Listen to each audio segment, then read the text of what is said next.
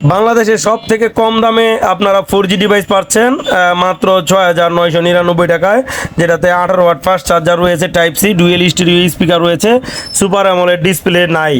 তারপরে এটার side mounted fingerprint ভাবে ভুল করবেন না, এটা ক্যামেরার সাথে পিছনে ফিঙ্গারপ্রিন্ট সেন্সর রয়েছে।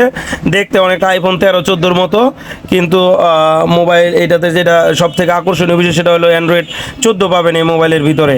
5000 এমপিআর ব্যাটারির সাথে থাকতেছে, খুবই খুবই আকর্ষণীয় ফাস্ট ওয়াট চার্জার, যেটা মোবাইলের বক্সের ভিতরেই আপনারা পাওয়া যাবেন মাত্র 6,999 টাকায়। তো যারা 6-7 হাজার টাকা নিয়ে সেকেন্ড হ্যান্ড মোবাইল কিনবেন বলে ভাবতেছেন, এই দোকান ওই দোকান ঘোরাঘুরি করতেছেন, এই বাজার ওই বাজার ঘোরাঘুরি করতেছেন, তো তাদের জন্য হয়তো আইটেলের পক্ষ থেকে এটা অত্যন্ত সুখের খবর যে 6,999 টাকায় আইটেল এত ভালো একটা ডিভাইস দিচ্ছে। এটার সব থেকে স্পেশাল বিষয় হচ্ছে যে 5000 এমপিআর ব্যাটারি। আপনি 30,000 টাকা দিয়ে একটা ফোন নেবেন, ওটা তো দেখা যাচ্ছে 5000 এমপিআর ব্যাটারি। তারপরে 6.6 HD প্লাস ডিসপ্লে, এটা ফুল HD plus display, super AMOLED display, এভাবে ভুল করবেন না।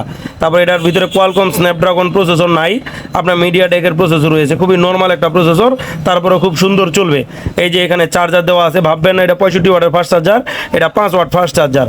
তারপরে টাইপ সি রয়েছে, এছাড়াও ইয়ারফোন না ভাই ইয়ারফোন নাই, এটা সিম ইঞ্জেক্টর রয়েছে।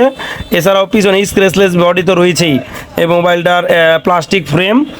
আর এই মোবাইলটার সব থেকে আকর্ষণীয় যে বিষয়টা সেটা হচ্ছে প্রাইস।